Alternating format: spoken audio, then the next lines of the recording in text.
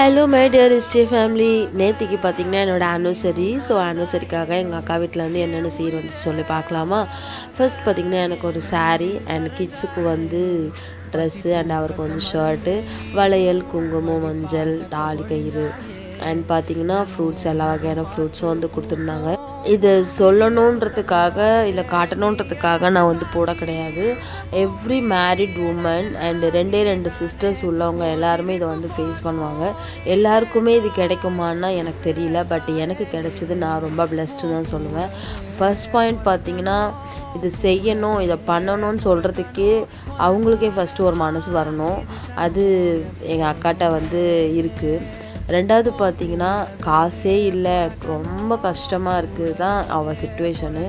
ஆனாலுமே எப்படியாவது கடனை வாங்கி தங்கச்சிக்கு அம்மா வீட்டிலேருந்து ஒரு அண்ணனா என்னென்ன சீர் செய்வாங்களோ, ஆடி சீரோ இல்லை கல்யாண சீர், என்ன சீர் சொல்கிறோம் நான், தீபாவளி சீர், பொங்கல் சீர், கிறிஸ்மஸ் சீர், எதுவுமே எனக்கு விட்டது கிடையாது. எல்லாமே வந்து என் அம்மா வீட்டு சைட்லேருந்து எனக்கு எப்போவுமே கிடச்சிருக்கு.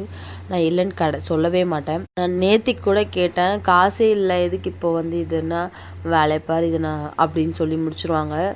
எதுவுமே என்கிட்ட காட்ட மாட்டாங்க. எல்லாமே எனக்கு வந்து எப்போவுமே வந்து எனக்கு எல்லாமே வந்து கிடைக்கணும், அவள் நல்லா இருக்கணும் அப்படின்னு நினைக்கிற ஒரே ஜீவன் வந்து என் அக்கா தான். தேங்க்யூக்கா.